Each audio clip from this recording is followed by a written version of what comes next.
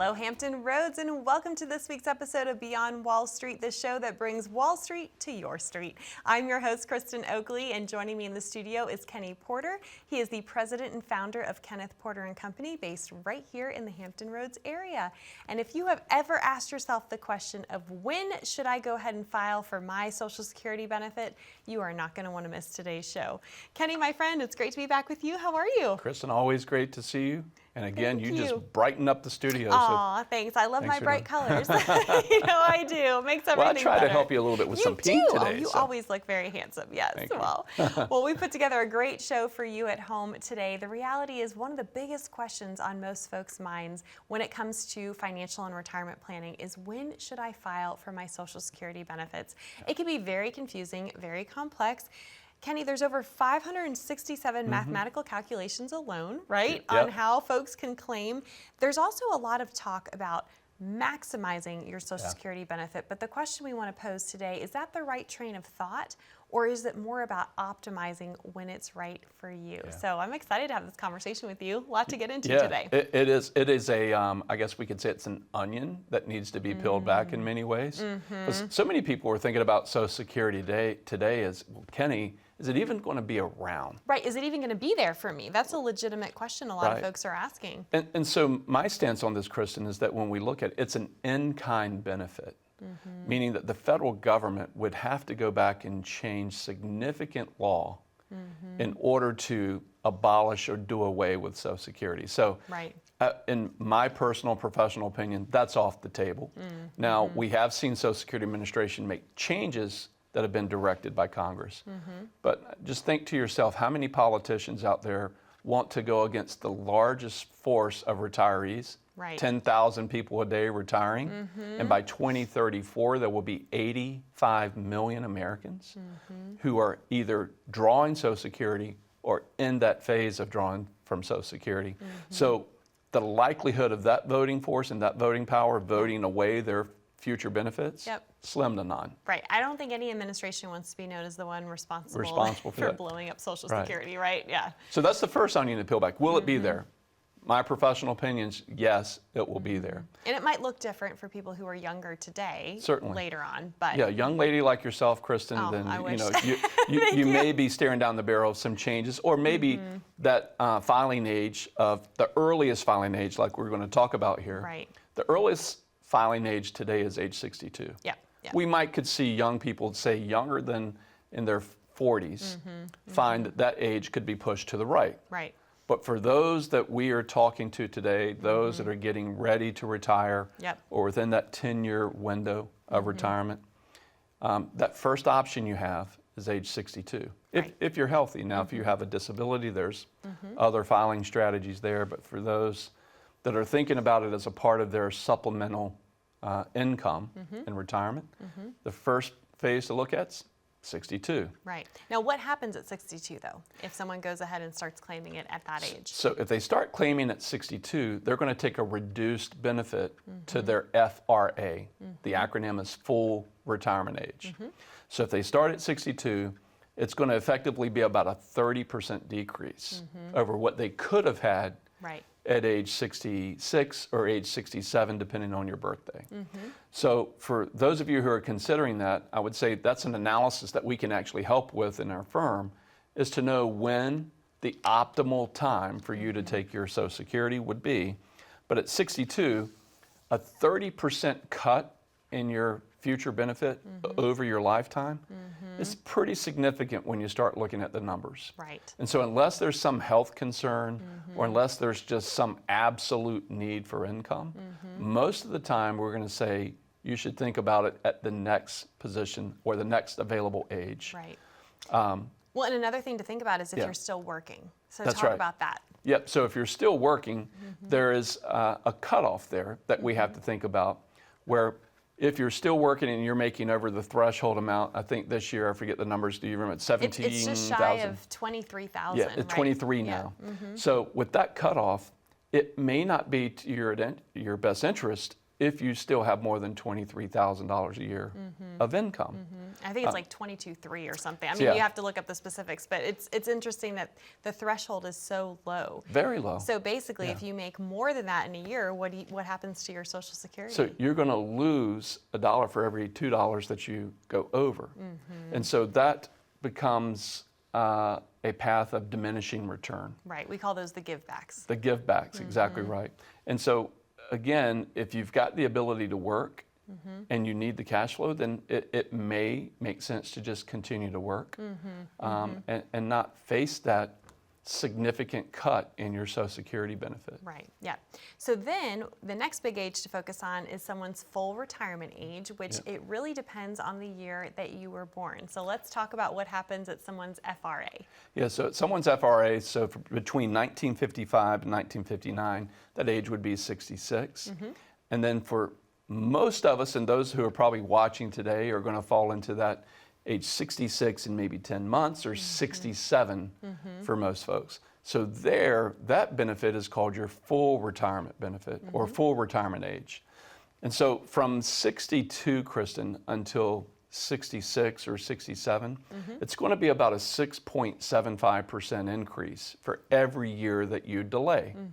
And so by the time you get to your full retirement age, you've now hit one of the best benefits that you can take in Social Security, which is not your maximum, but your personal insured amount that is going to be beneficial for you to look at and start doing a comparison to not only that benefit, but also your other assets that you may be drawing from. And the other benefit is once you reach your FRA, if you are still working, that penalty no longer applies. You won't be subjected to those givebacks. And so it's important to presence this because a lot of folks aren't aware of the rules and could go ahead and start claiming earlier. I know I've heard people say, well, I went ahead and turned it on because I was eligible to, right? And it's like just because you can doesn't necessarily mean it's the right time for you. The Social Security Administration actually has a program operating manual that lists out all of these rules. And as you said at the beginning of the show, over 563 different filing strategies. We use software to help us navigate through the perfect timing or the optimum time for our clients to take a Social Security benefit. So when you have the opportunity to examine that for yourself, it's not only your benefit, but maybe your spouse's. And looking at those filing strategies and the timing and the sequence of how you should take those benefits. Yeah, which I know we're going to get into later on in the show. So we've talked about 62, we've talked about what happens between age 62 and someone's full retirement age. Talk now about even delaying beyond one's full retirement age up to the age of 70. Yeah, so for those of you who believe that you have the opportunity to live a long time, and Dr. Lawrence Kotlikoff, who kind of wrote the book on Social Security, actually had a great economic sage comment. He said, plan, Kristen, to live a long time because you might. And so the idea that longevity is affecting every American in a good way, you get to live a long life, but on the other side of that is that if you live a long time, will your assets live as long as you will? And Social Security is an in-kind benefit that is indexed to inflation. But one of these special benefits that you're alluding to is that from age 67 to 70, there's an 8% increase. Per year. Per year, guaranteed by the federal government. So if you could get a 24% increase on your pension, for every $1,000 that you earn, you could get an extra $240 a month for life. That's a significant asset to look at. For sure. And so one of the things we look at in our financial models that we use with our clients is we examine, can we take some money from another asset first to allow you that increase in benefit? And so these are things that should be looked at outside of the vacuum of just the one decision of when you should take Social Security. For sure. Well, I know we have a lot more to get into on today's show, and you are offering the opportunity for folks to be able to connect with you to receive their very own complimentary written financial plan. As part of that, you're going to run this Social Security optimization report. So share with folks a little bit about what they can expect. Yeah, so what you'll get if you take the opportunity today to reach out to us at 844-575-8071, you're going to get the opportunity to not only get a written financial plan, but in that, you're also going to have a written documented report that shows you the optimal time for you to take your Social Security benefit. And not only your benefit, but your spouse as well.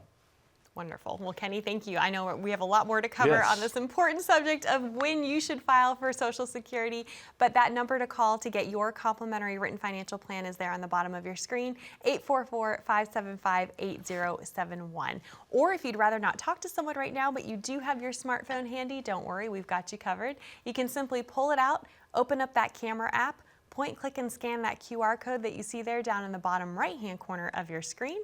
That will take you over to a landing page, ask you a few short, simple questions, and then a member of the team from Kenneth Porter & Company will reach out and connect with you to schedule your complimentary visit that way as well. Don't go anywhere. We've got a lot more to cover on this important subject of when you should file for your Social Security benefits right after this.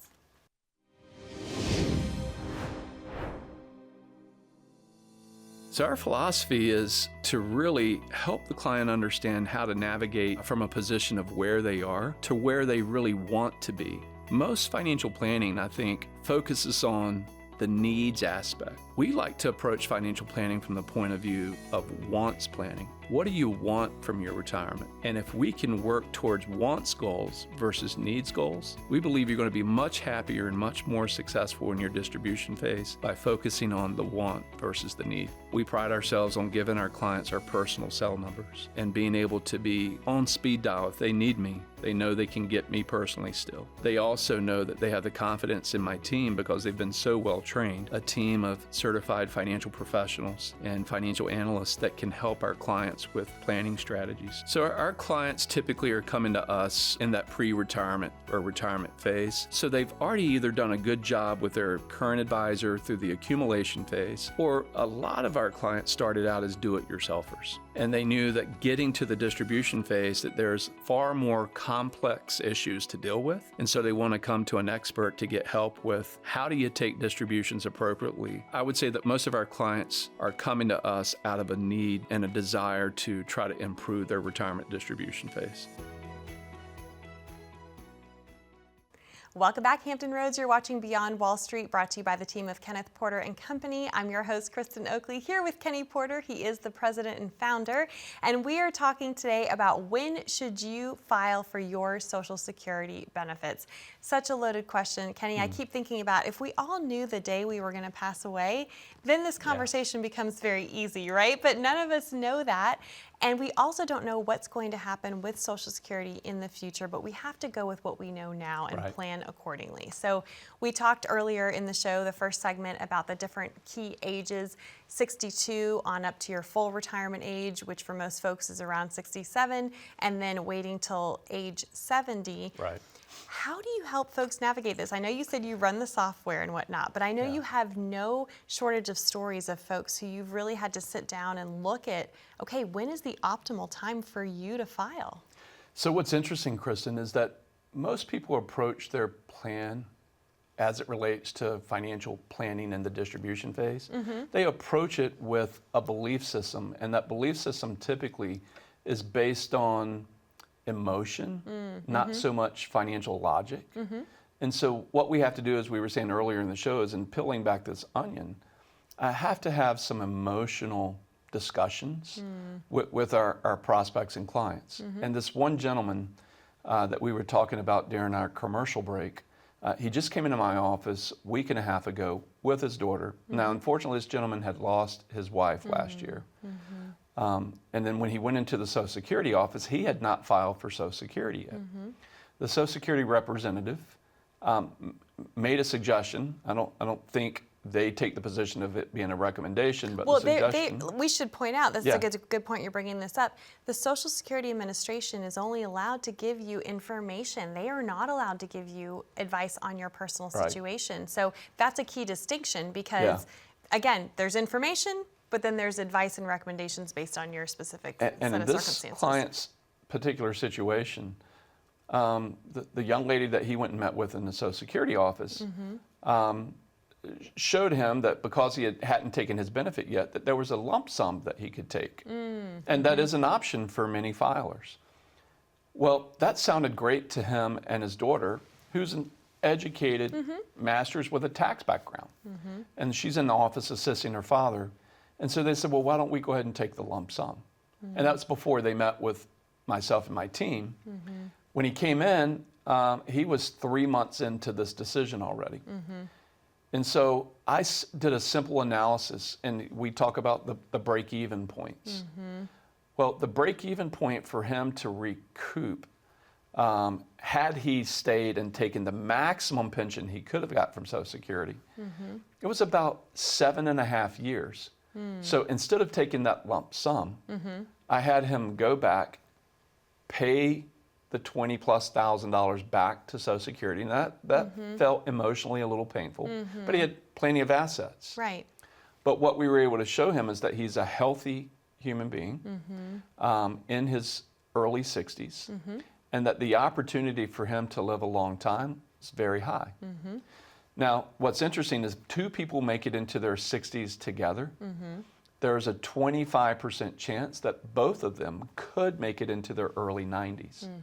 So when you think about that mathematically and you think about the longevity and how much time could be there, it made sense for him to go back and say, you know what, Social Security, take your $20,000 back, and I'll take the increased benefit that was almost $300 a month difference. Wow, yeah. And so in 7 short years, at a very modest rate of return, he would have recouped all of that money plus some. And so he was like, Kenny, no one showed me the math on this. I just saw the bird in the hand and thought, well, why don't I just take that $20,000 and run? Exactly, yep. But when he started looking at it and putting the emotion on the sideline and using financial logic, he was able to make a decision that was truly in his best interest and his heirs' best interest. Yes. Because I said, hey, Mr. Client, you now have an extra $300 a month. Right. This is money that you weren't prepared to have going into your distribution phase. Would you like to save that, or would you like to spend it? And he was like, well, since I'm already used to not having that money, why don't I just put that in an account for my children and grandchildren? So there was a blessing that was created from that. And when we compared that $20,000 investment to the $300 a month that he could save for the rest of his life, it was a 6-figure difference. Wow. We're talking about almost $200,000 over his lifetime difference for his family by writing that position that he had previously taken. Right. Well, in the story, what I love about it too is something that I don't think a lot of folks are aware of, that the Social Security Administration does allow you a one-time do-over. That's right. Now, here's the deal. It's a one-time only option, right? Within the first 12 months. And it has to be within the first 12 months that you started filing for your benefit. So if you're watching this and you are thinking to yourself, gosh, I haven't done the analysis, I'm not sure, I just took it because I thought I could or I should, or somebody told me that it might be a good idea, you can actually stop taking your benefit. You will have to pay back what you've received, right? Just like this gentleman did. Right, yeah. The federal government is quick to take interest back on something that they've loaned out to you. Right, but then you could stop taking it and then wait till later. That's right. When is the optimal time. And then maximize those benefits. Right. So in the ideal world, wouldn't we want to maximize our income benefits, maximize our wealth potential, and then maximize the wealth that we can pass on to our heirs? And in many cases, pass on to our heirs income tax-free. Yeah. So what better way to look at that than to actually have an analysis where we can compare option A to option B. Right. And you, the consumer, are empowered with a decision to choose. Absolutely. And that's what it's all about. We want to empower you to make the right choice for you. So if you would like help figuring out the optimal time for you to claim your Social Security benefits, this is just one of many things that you can talk about with Kenny and the team of Kenneth Porter and Company when you come in for your complimentary written financial plan. To claim yours, that number to call is 844-575-8071. Or again, you're also welcome to scan that QR code and that will get you connected as well. Don't go anywhere. When we come back, I'm going to ask Kenny about the importance of planning for Social Security filing strategies as a married couple. What if you're divorced? What if you're single? Lots to think about, lots to think through. So stay with us. We'll be back right after this. It's being able to sleep peacefully at night. You know, a lot of people that want to do it themselves, they tend to find out it's a second job. When you retire, you want to retire, go travel, see your kids, things of that nature. Do you want to look at the markets every day? Do you want to understand this component of the tax code or financial planning? You don't want to do that. That's why you hired me. And at the end of the day, I want to give you peace of mind to you and your family, so you know that someone is behind you watching over those assets and making sure the plan that we've created is followed. I want very specific goals. How much money do you need to maintain that current lifestyle that you're living? We need to have that conversation so you know how those decisions you're making today are going to affect you 20, 30 years down the road.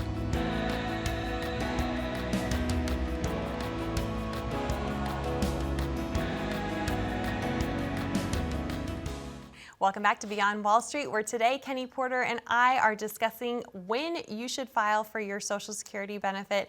And really, Kenny, I used to travel across the country and I presented a lot on this subject. Really, the answer at the end of the day is it depends. And it depends on so many personal factors that can far outweigh all those mathematical calculations. Yeah. One of the things that folks need to pay attention to is your marital status. So let's first talk about for a married couple. Why is it so important to consider both people involved in the marriage and their Social Security filing strategies when you're figuring all this out? Story's worth 1,000 words. One client that I was just meeting with a few weeks ago was a married couple. And this married couple, he was the income earner, the major income earner in the family. And he had pension benefit from the company in FERS, so Federal Employee Retirement System, so he paid into Social Security. His wife had worked a number of years, but had stopped working early to raise their family. Very common scenario, right? Yeah. And in this particular situation, the clients were actually misinformed by a previous advisor. And what they were told was that they were only going to get one benefit. His. And that she hadn't paid in enough. So we went back and said, well, let's audit Social Security. Let's find out, how much you've paid into the system, and let's analyze. And you can go to ssa.gov and you can set up your own account and look at your 35 highest earning years. Right. Because you just have to have worked a minimum of 10 years. That's absolutely correct. So, and she had done that.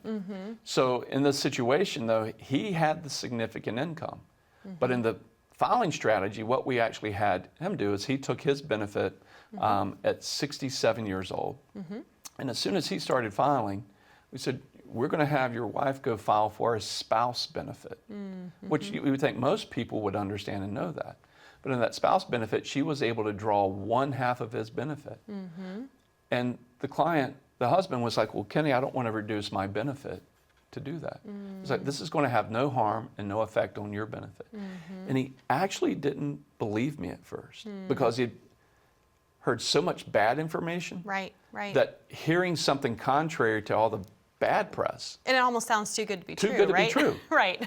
So I said, look, don't take my word for it. Set an appointment with the Social Security Administration and tell them you'd like to file, your wife to file for a spouse benefit. He came back grinning from ear to ear and said, I had no clue that this was even an opportunity. This is an extra for them. It's an extra $1,800 a month of cash flow that they weren't expecting. And so what she was able to do then is choose the spousal benefit over just her own because it was higher. It was higher. Yeah. That's exactly right. And then that changed a lot of the strategies in how we were going to draw money from a qualified plan. Right. Because of the amount of assets that we had coming from Social Security now that they weren't expecting. It changed what we could do also with those plans for the future. Yep.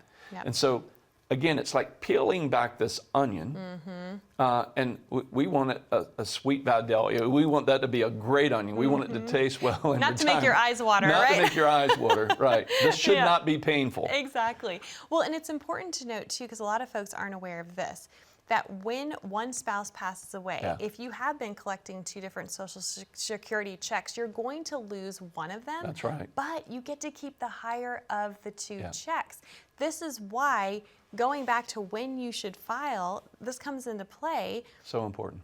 Looking at your working record, looking at who's going to earn more, looking at who's potentially going to pass away first, the impact that's going to have on the surviving spouse. Huge. And then when we think about that just from the macro, the personal macro point of view, the big picture, you've got all of these different income sources. We refer to it sometimes as the 3-legged stool. For many people, they may have a pension, especially in Hampton Roads. We find folks who still have either a military pension or a FERS.